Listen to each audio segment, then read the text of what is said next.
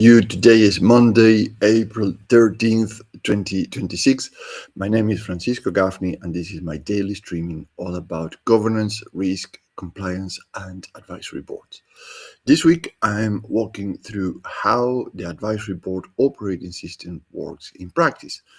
Not as a theory, not as a pretty diagram, but as a board level operating model. And more importantly, the sequence of how operates matters. So let me pull the model in the screen so we know we have a visual cue of what we are talking about. This is a full model. Today we're going to talk about the top section, which is a commercial acceleration to scale. And this involves brand, people, and partnerships. So let's highlight this section first and let's go to our conversation, right? So first thing is commercial acceleration here, and then growth and capital on the right-hand side. On the bottom, we have our controls and resilience, which is our systems. And finally, on the left, the transformation and reinvention. And this is where you have your edge, your innovation, your next evolution in the organization. And sometimes people confuse that with a big bang activity, big bang results. In reality, sometimes innovation means a very slightly tiny change that allow the company to stand out in the market, right? So I'm going to pull on Friday the whole system together so you can see how it operates.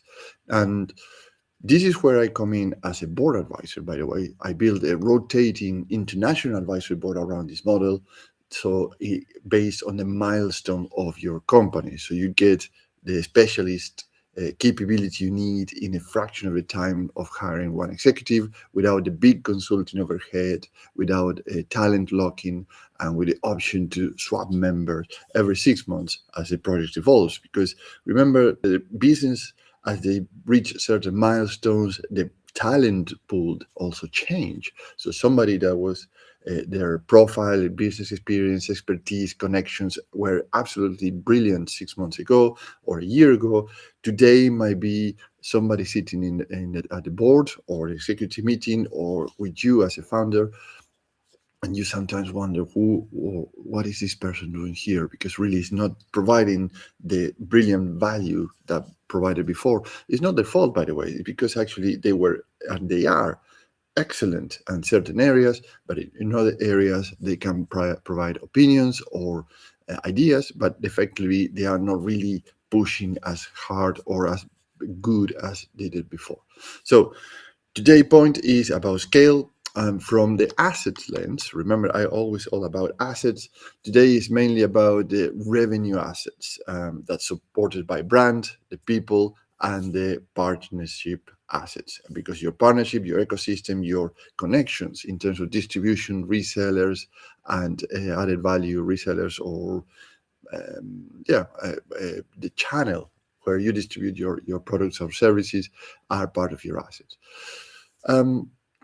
And this is a problem most boards or executive teams and founders have. If it's really not the lack of activity, it's the false scale, right? You might have a lot of activity, but scale doesn't really materialize in a way or how. So what signs you have that this scale is not really materializing? Let me give you a few ones. So revenue is moving without enough visibility, right? So the customers are coming in with insufficient margins. That's another sign. The other sign is pipeline looking healthy without enough certainty. So say, oh, we have this very good pipeline, but how certain are those deals in the pipeline?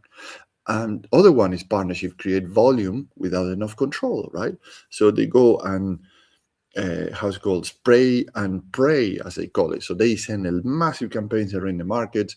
This is a spray, and then they pray for something to come back, because they don't have that certainty that it doesn't mean that a big volume is going to bring any results. So these are all the hidden risk that you start to identify when you have false scales. Now, and this is pretty much, or this is another one, which is accidental scale.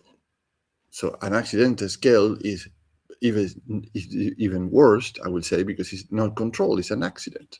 So it looks good in a board or the executive mean, or you when you're meeting with you as a founder, it sounds good on the earning calls. And here's a funny thing, because people say, oh, but we don't have earning calls, we are too small, we don't, not officially as earning calls, but you are reporting to somebody or someone as your group of investors, your shareholders, your partners. So you have your earning calls, but actually are not as official as a publicly listed company in Wall Street.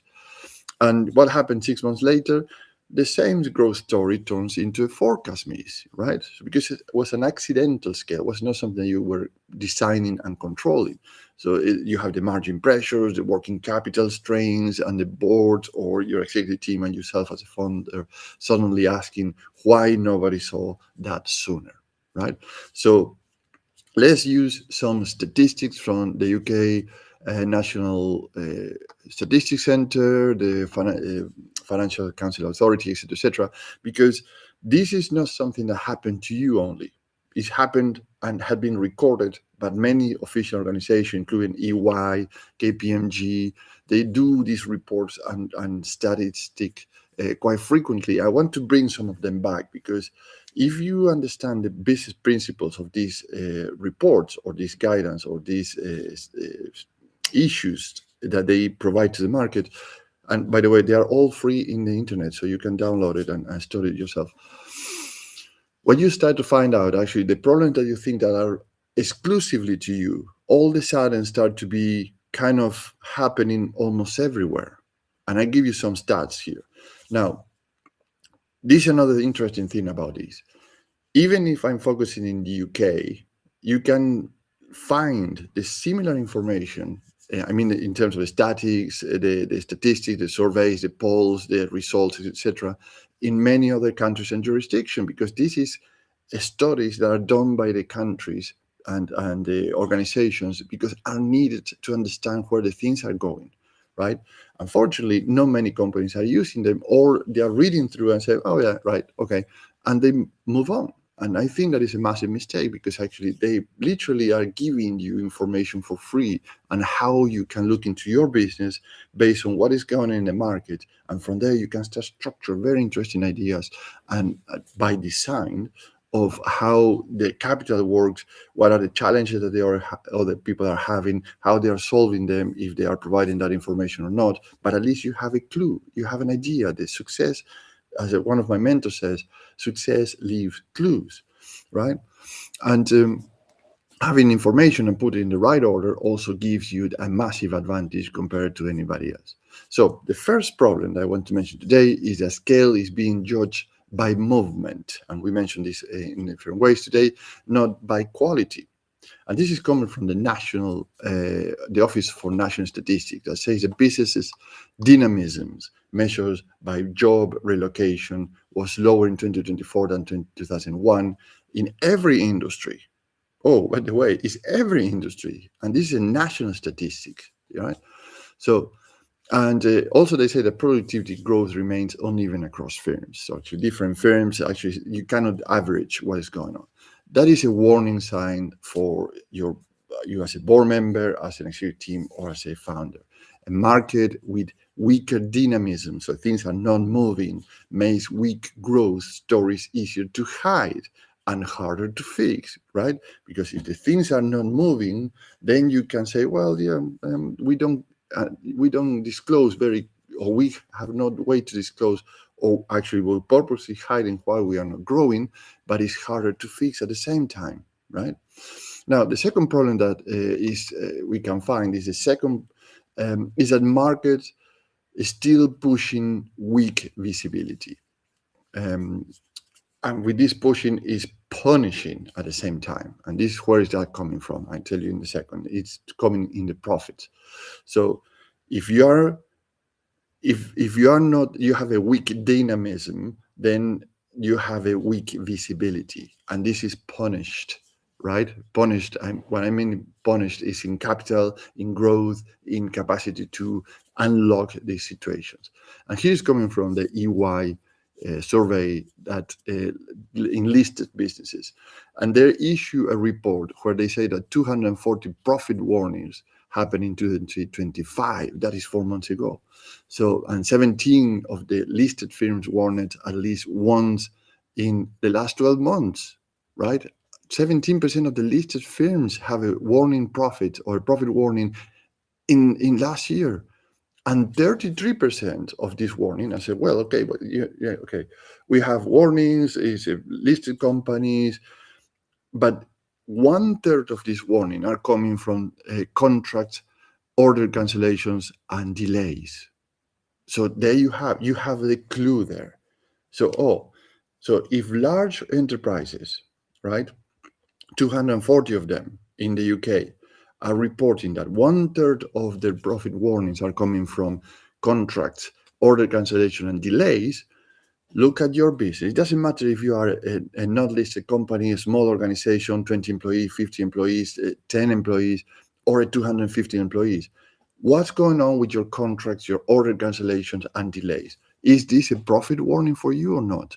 So you see how you can, this is a business principle. So if you see a pattern on the top of the productivity lines in the country, then you start to look down, because they are not operating isolated from the rest of the world. They have a very, very well intertwined and gnarled relationship with the rest of the country and the world. So if for them these profit warnings are coming from contracts, order cancellation, and delays, how that is cascading to your level, right? So that is what happens when the top line is larger than the system underneath, right? So you have a big, big, big banner, but underneath what's going on. So you have a learning there right away that you can say, I can look back into my business to see, understand where are my contracts, my order cancellations, and the delays, and how it's affecting the profits. Not the operation, not the service, not just the profit. How is and that from there you can start to reverse engineer how to do a good work in terms of actually how I can start to handle. And this is where the design is coming from. It's not coming from reinventing the wheel. Is to look in what's going on in different organizations, different places, and then bring it back to your organization and say, all right, now I understand. I can start to do things. I can start design things to unlock situation, bottlenecks, delays, contract problems, cancellation, where they're coming from, because sometimes the cancellation are not coming just because the customer cannot pay or they change their mind. Probably the problem is on your distribution or your seller or your partners, or how have been sold. And people, it's not that they have buyer remorse. The procurement say, this is not allowed. We cannot accept this order. Whatever is the reason. So the cancellation is not because the customer cannot. Sometimes the problem is in your own organization or your distribution channels. So it's a very interesting exercise to go through and understand what's going on. And I'm going to mention a third problem, which is also a statistic, and this is very important. So is that the stress does not stay inside the sales teams all the time. I mentioned that sometimes the problem is the cancellation, delays, and contracts are coming from your own teams. Well, that stress not always is there, stays with them. Is things that is across the whole company. So, for example, the insolvency report provided that almost 2,000 companies are insolvent in February 2026 in the UK this year, right? Insolvent doesn't mean they cannot operate, but it's solvent. And the insolvency service also says the insolvency levels increase at levels of 2008, 2009, when the recession happened, right? So we are coming back like 20 years back or so in terms of the insolvency levels. So at the same time, the Office of National Statistics, they say the investment fell 2.5% in Q4 25. That is 4 months ago. So what is this telling us? That the boards are being forced to grow very, very carefully, not casually anymore. It's not like as I mentioned, spray and pray. Now you have to design how you're going to grow. So in other words, what I'm telling with all the statistics and this situation is very simple. Imagine a lot of firms are trying to drive faster with a crack windscreen, right? So is moving. You have a motorway, you have a vehicle, is moving, but you cannot see far enough ahead to steer properly, right? So you might be in a motorway, you might be in a amazing vehicle, etc., etc. But if your windscreen is cracked, you can imagine just not if it's raining only and your wipers are not working, you already have where I'm going. Is this safe? Is it not safe? Where is it going to be dangerous? And probably you travel that route many times, but still this crack windscreen or the rain on your windscreen and with the wipers that doesn't work is very dangerous. And so you start to design how you move ahead to make sure that you arrive to destination in time, with budget, and delivering what you need to deliver. So the question now becomes a different question. If growth is real enough to feel promising, right, but messy enough to feel risky, the windscreen, the rain, etc., etc., what does the board or your executive team or yourself as a founder need to fix first?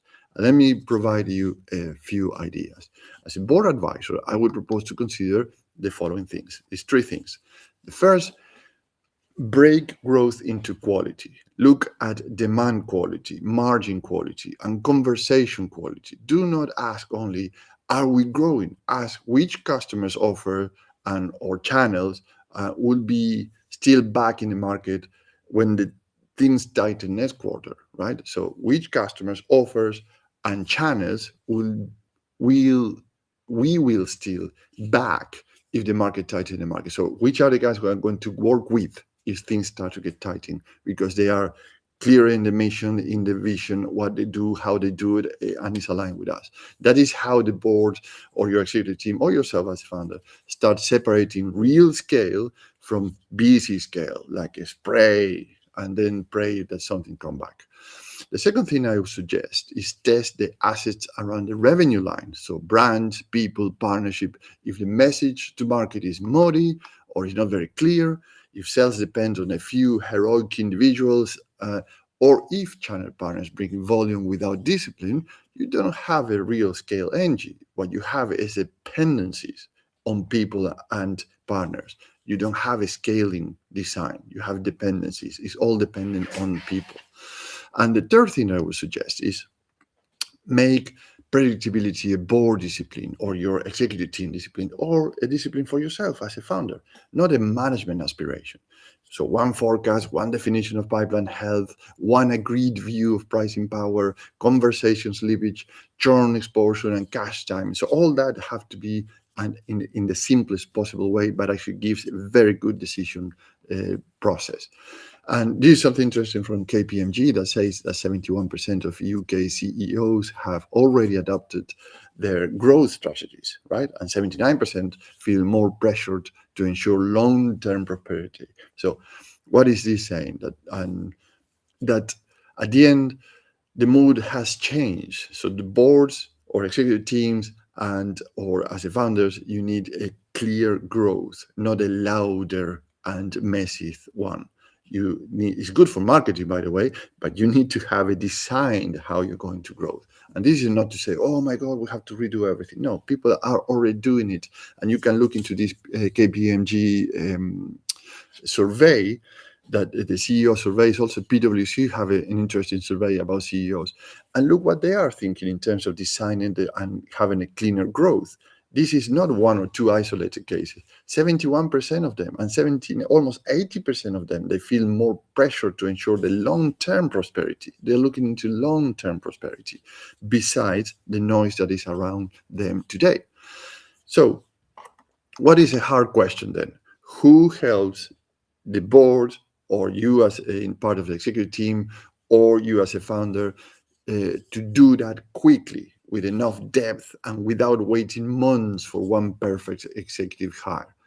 That is when I came into the equation, and what you gain working with me is three things: business outcomes, differentiators, and risk reductions. In terms of outcomes, I use the model that you have in front of you. It's the advisory board operation system model to turn commercial acceleration into managed board systems. So revenue becomes more predictable before the company pushes harder on capital systems or transformations. And meaning revenue predictability of revenue is very important. If you want to raise capital, you have to control that, and also that allows you to grow, to have the edge, the innovation, the transformation, what is next down the line. In terms of differentiator, I build a rotating international advisory board around the milestones in front of the company, not about something actually, oh, this is working well in your industry. No, in front of your company is tailor-made for you. And say, well, we don't want that because we need something actually is transferable. Of course we do that. It's not a tailor-made thing that actually nobody else understands, and then you are sticked or hooked with us forever. It's something actually is repeatable, is documented, and then can be transferred to the next generation or the succession plan in the business. That gives you specialist capability across revenue, strategy, governance, partnerships, and operating rhythm in a fraction of the time it takes to hire one executive without being the big consulting overhead or the talent locking, right? Because you don't want to be locked with one person, and then a month or a year later say, what are we going to do now? We cannot fire this person, right? Anyway, in terms of risk reduction, members can be swapped every 6 months as a project evolves, because this is an evolution, it's a design to growth, to scale. So the board keeps the right expertise for the stage it is in. So rather than carrying the wrong cost structure and advice for too long, right? Because we mentioned last week, static teams tends to do the same thing again and again and again, and they default when the pressure or the challenge happen in front of them, they default in their own group thinking that been carrying for many years. We have the capability to start to look into different ways to solve the same problems without falling or falling back into the same things. So one action you can take home today, and it's doable in 30 minutes or less. Before your next meeting, ask for one-page scale map showing the top 5 growth assumption, the 3 biggest commercial friction points, and the single metric that best prove repeatability.